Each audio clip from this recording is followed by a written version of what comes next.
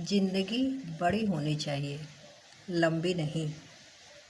Hello student, Bharatendu युग के प्रवर्तक, आधुनिक हिंदी साहित्य के जन्मदाता भारतेंदु हरिश्चंद्र द्वारा रचित मातृभाषा पर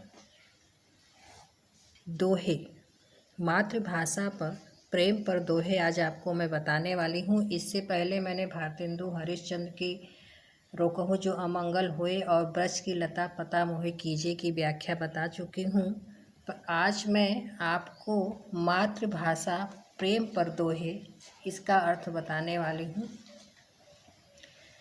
ध्यान दीजिएगा। निज भाषा उन्नति अहे, सब उन्नति को मूल। बिन निज भाषा ज्ञान के, मिटत न हिये को सूल। इम्पॉर्टेंट बनता है ये 8 जो दिया है उसमें भी ये महत्वपूर्ण आपका होता है कि निज भाषा उन्नति अहे। निज मतलब होता है अपना। संदर्भ आप सब लिख ही लेते हैं।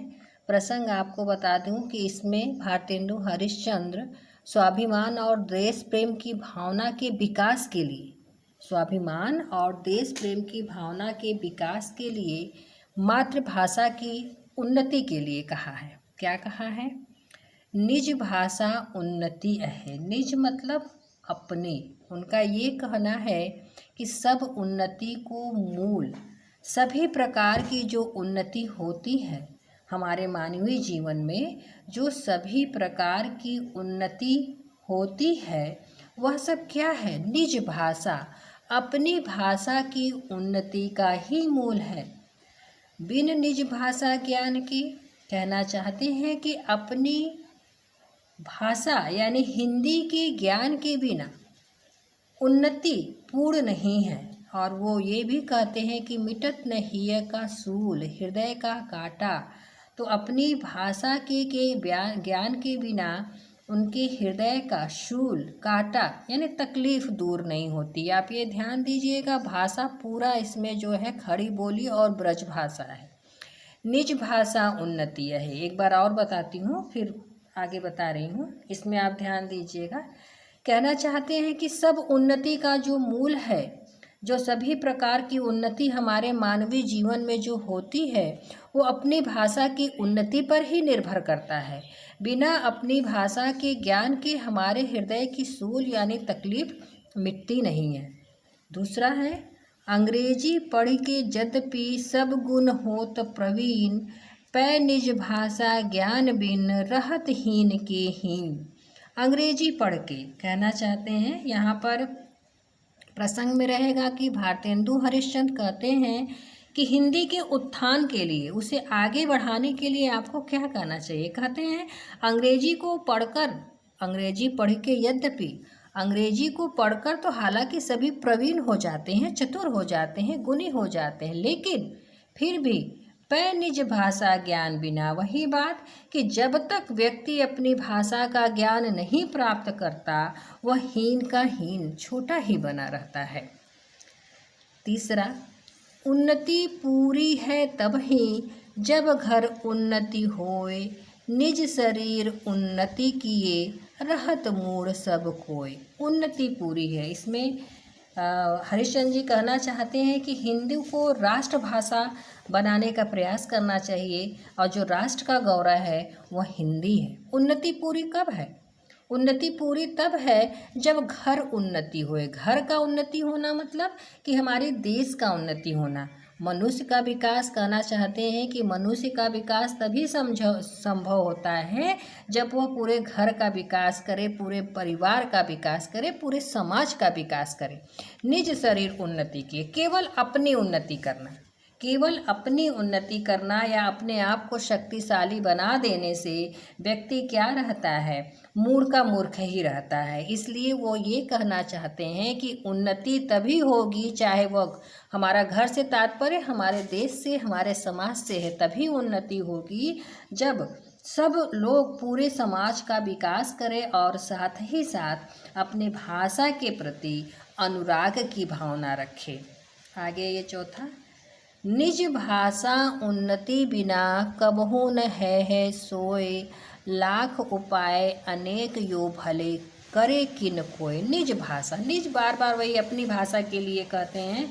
वो कहते हैं कि हिंदी के प्रचार प्रसार के लिए मनुष्य अपनी भाषा की उन्नति किए बिना, निज भाषा उन्नति बिना, मनुष्य अपनी भाषा की उन्नति किए बिना कबहू न है सोए, कोई कार्य नहीं कर सकता, वो आगे नहीं बढ़ सकता। लाख उपाय अनेक यो, वो लाखों उपाय कर ले, कहते हैं कि वो लाख उपाय क्यों न कर ले, भले करे किन कोय, लेकिन वह अपनी भाषा की उन्नति के बिना कोई कार्य नहीं कर सकता। कहना चाहते हैं कि भाषा का ज्ञान प्राप्त करने से ही हमारा समाज, हमारा देश वो ऊपर बढ़ सकता है।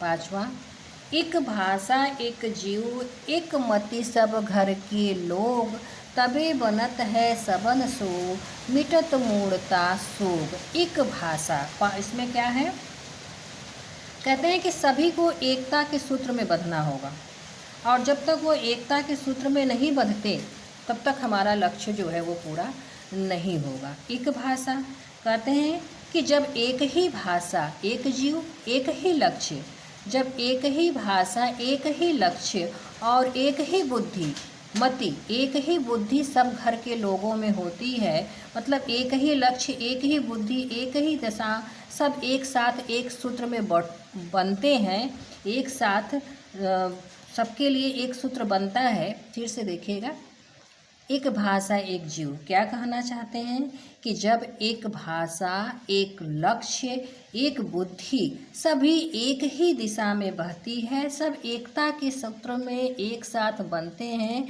तभी बनत है सबन सो, तभी क्या होता है, हमारे देश का, हमारे परिवार का, हमारे समाज का कल्याण होता है। मिटता मूढ़ता सोग, वो ये कहते हैं मूढ़ता यानी मूर्खता का दर्द तभी समाप्त होगा जब उसे सामाजिक सम्मान मिलेगा। आप ये भी लिख सकते हैं कि जब परिवार का उत्थान होगा, परिवार का सहयोग जरूरी होता है, एक परिवार को आगे बढ़ाने के लिए परिवार का सहयोग जरूरी होता है।